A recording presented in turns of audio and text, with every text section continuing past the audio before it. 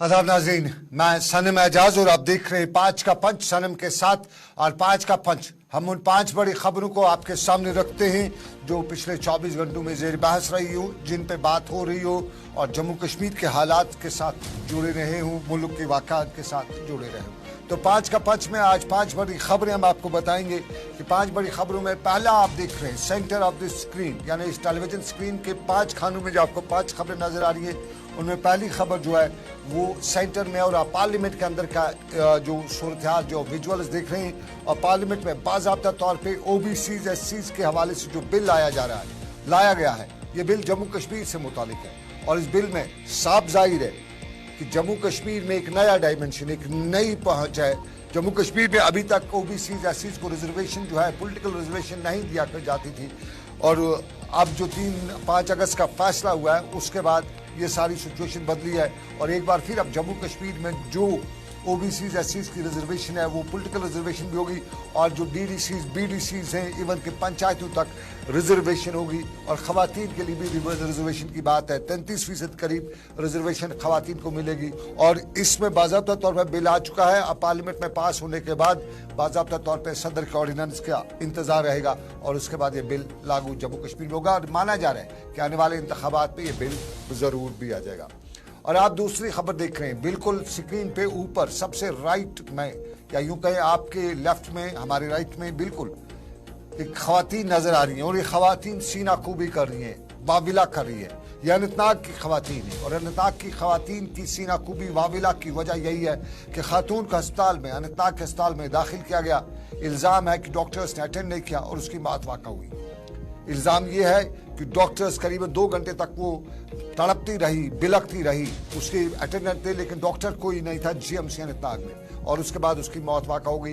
ये मामला अनंतनाग का है और अनंतनाग में इस मामले को लेके बड़ा सवाल उठ रहा है हमारे हेल्थ इंफ्रास्ट्रक्चर पर। और तीसरी खबर आप बिल्कुल इसी स्क्रीन के नीचे देख रहे हैं, ये बडगाम की तस्वीर है। आप तस्वीरों में देख रहे होंगे जम्मू कश्मीर पुलिस के एहलकार और साथ में ये 4 लोग। इन 4 के बारे में आपको बताएं, यह हमारे मुआशरे का सबसे तलख पहलू है और इस पहलू को हम मंशियात कहते हैं। ये मंशियात फरोश है, चरस पकड़ी, चरस जैसी, माफ कीजिएगा, चरस जैसी कोई चीज इनसे पकड़ी गई है और पुलिस ने 4 को गिरफ्तार किया है। इस पर भी हम चलेंगे, दिखाएंगे आपको कि 5 का पंच में ये कौन है हमारे समाज के दुश्मन, रोज पकड़े जाते हैं। और आपको बताएं कि आपकी अगली खबर जो रहेगी वो बिल्कुल राइट कॉर्नर में ऊपर आग के शोले, भड़कते हुए शोले आपको नजर आ रहे हैं। ये बानिहाल के और यहाँ खांचा फरोशों के 100 के करीब खांचा फरोश है बानिहाल में, उनके खांचे सुपुर्द आग हुए, सुपुर्द खाक नहीं सुपुर्द आग हुए।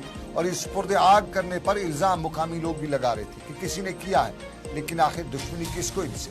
और फिर ये 5 का पंच में हमारी खास खबर रहेगी कि आखिर ये 100 के करीब जो आग इस बारिश में, इस बर्फ में लगी, जब बर्फ लगने के, जब आग लगने के चांसेस कम थे तो लगी कैसे।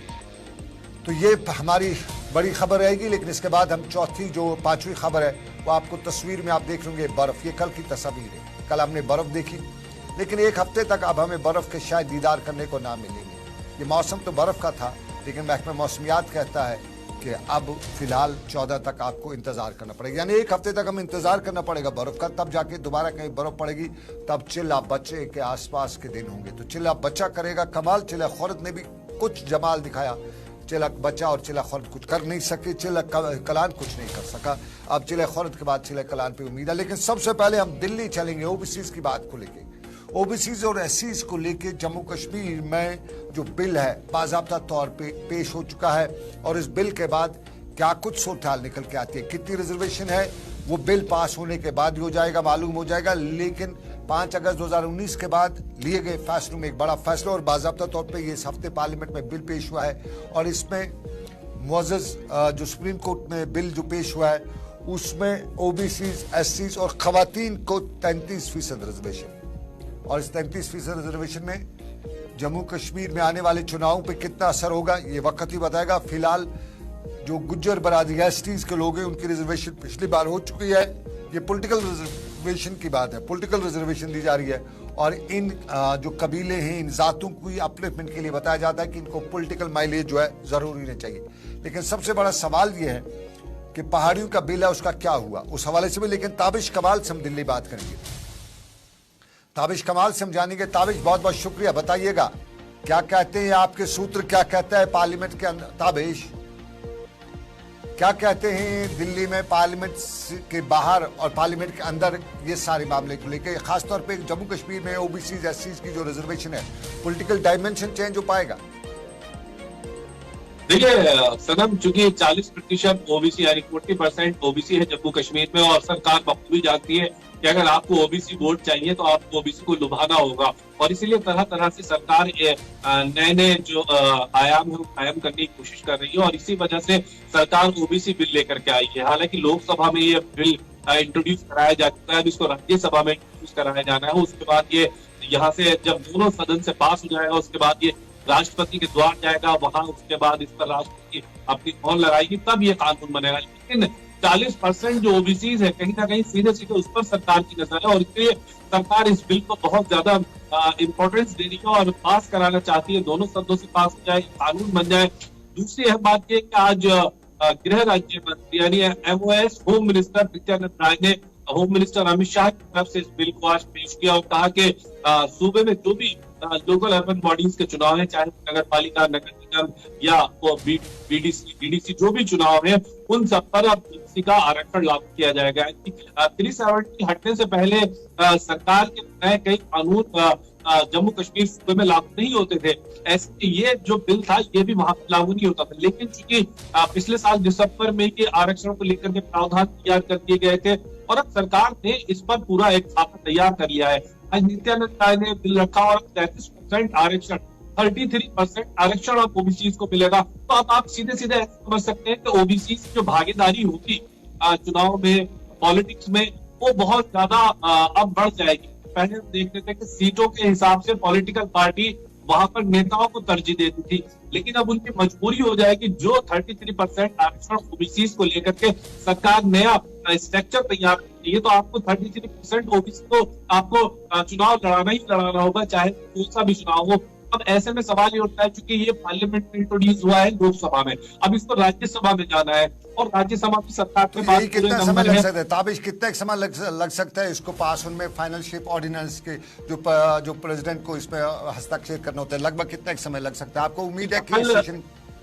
बिल्कुल उम्मीद यह है, क्योंकि अभी कुछ देर के बाद प्रधानमंत्री नरेंद्र मोदी पार्लियामेंट में बोलने आ रहे हैं, बजट और उनका अभिभाषण है, कुछ ही देर में उनका भाषण शुरू होने वाला है। उसके बाद ये कल इंट्रोड्यूस हो सकता है राज्यसभा में, उसके बाद ये परसों या एक दिन नेक्स्ट अगर मान लिया जाए और इसको राष्ट्रपति के पास भेज दिया जाता है, और सरकार के पास अपना खाका होता है तैयार करके, सेम डे सरकार इसको राष्ट्रपति के हाथ से वापस ये आ सकता है, यानी राष्ट्रपति उस पर सेम साइन कर सकते हैं। बहुत शुक्रिया ताबिश, बहुत शुक्रिया ताबिश कमाल, बहुत शुक्रिया हमारे साथ ज्वाइन करने के लिए। ये आपको नाज़रीन बताते चलें, ओबीसी एससी का जो बिल वगैरह है, उसमें सबसे बड़ा सवाल पहाड़ी के बिल का भी था।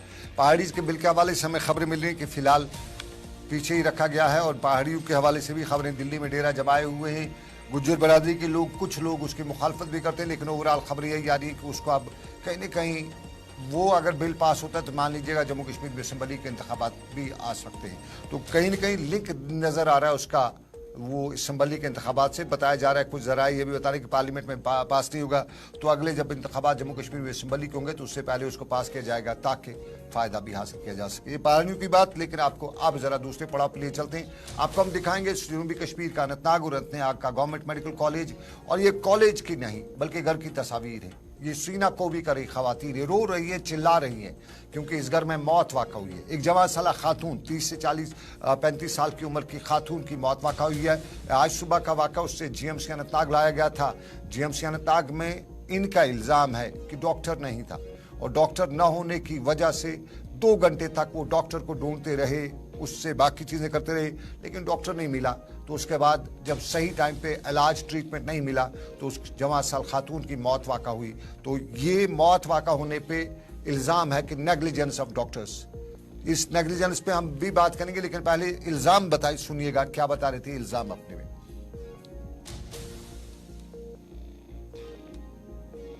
जनाब बैटिंग रोजन मे नाम शकान मीर कल हस्पताल तान गई इथे पे पेशेंट ये नॉर्मल पे नो हिफाजत मूजूब तोतस तान अमिस चंडीगढ़ इलाज चलान अस ओतस मगर तोतस 2 घंटन 3 घंटन और योर करन कमर मज नेरन बेस कमरस मज बे कमर मज नेरन बेस कमरस मज मतलब क्या डॉक्टर छी ही तत दलील का यी इस कालस यी और योर कर इस कालस गई डेथ पच और पुलिस वुलिस आव सह पुलिस लगभग घंटस तत तम पे डॉक्टर तवन